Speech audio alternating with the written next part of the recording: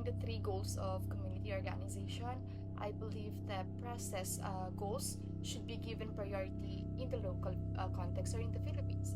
While task goals focus on solving immediate problems, process goals focus on strengthening people's participation, cooperation, and self direction.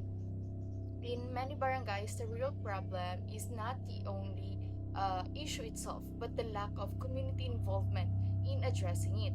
So, for example, in a barangay with an accident prone road, vehicles often collide because of the overgrown weeds along the roadside. These weeds blocks the driver's view, especially on curbs, making it hard for them to see incoming vehicles. A task goal approach would be to immediately cut the weeds once. Paul Freire and Sol Alinsky are both influential figures in community organizing, but they differ in approach.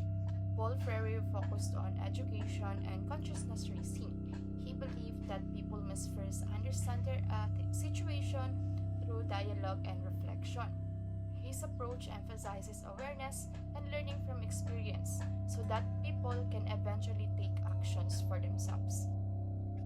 Sol Alinsky, on the other hand, focused on direct action and confrontation.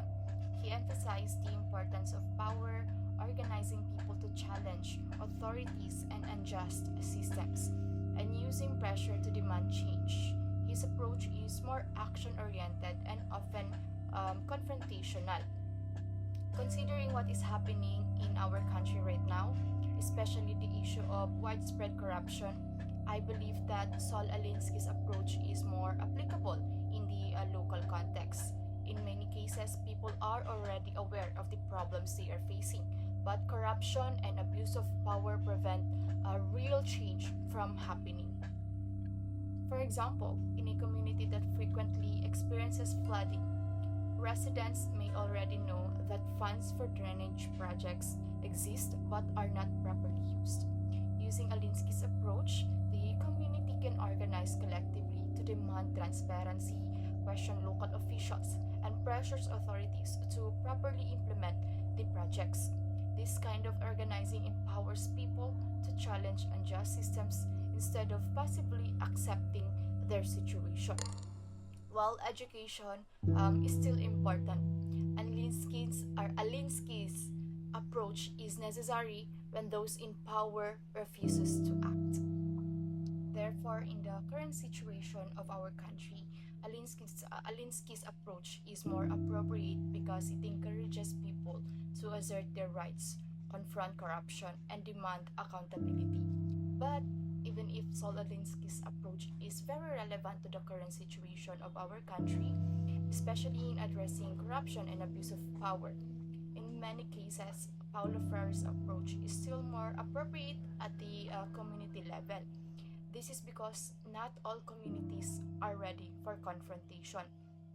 Many are still afraid to speak up, lack confidence, or do not fully understand how larger social and political issues affect their daily lives.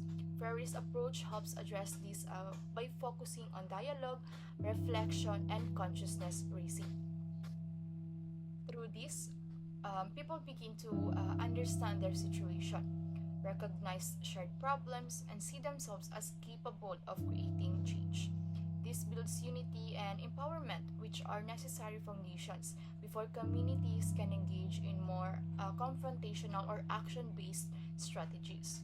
Therefore, while Alinsky's approach may be effective in certain situations, Freire's approach is more suitable in many local communities, especially where people first need to be empowered, educated, and prepared for collective actions.